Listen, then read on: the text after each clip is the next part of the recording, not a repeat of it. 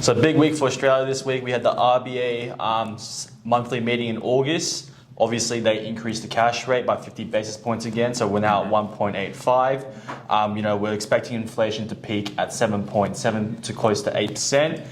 There's low consumer confidence. Obviously, small business sentiment is also being lowered. Do you think this could affect the unemployment rate as we see businesses slow down their operations? It certainly will. It certainly will, and that's exactly the factors the RBA has predicted. Yeah. But the RBA has one focus point right now, which is high inflation. Mm-hmm. They wanted to, reduce inflation so badly, so they will be happy to, go extra mile to get probably, like you mentioned, the small business sentiment is lowering, so it's declining. Yeah. And consumer confidence is also declining, which is exactly what they predicted. It's nothing surprise, in the eyes of RBA board members, right? Yeah. Yes, unemployment will certainly go up as well, especially with when the small business sentiment is declining, which means the small business owners are worried about the future. They're concerned with the high inflation, with the rate high, with consumer confidence going down. So number one, they'll stop hiring new people, and number two, they're starting to reduce their costs, which means they may start to cut down their staff members. So unemployment rate will go up. Right. Okay.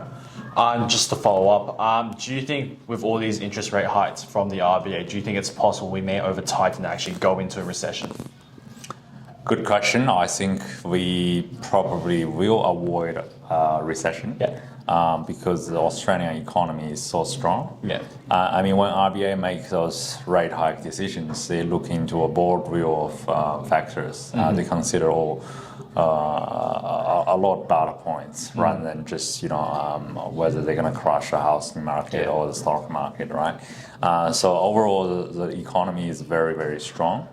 The employment, the job market is resilient. Like we mentioned, the unemployment rate is historical low. Yeah. So they're happy for that to increase a little bit to anywhere under 5%. They're happy to accept that. Yeah. So whether or not they're gonna over tighten with their interest rate policy or monetary policies.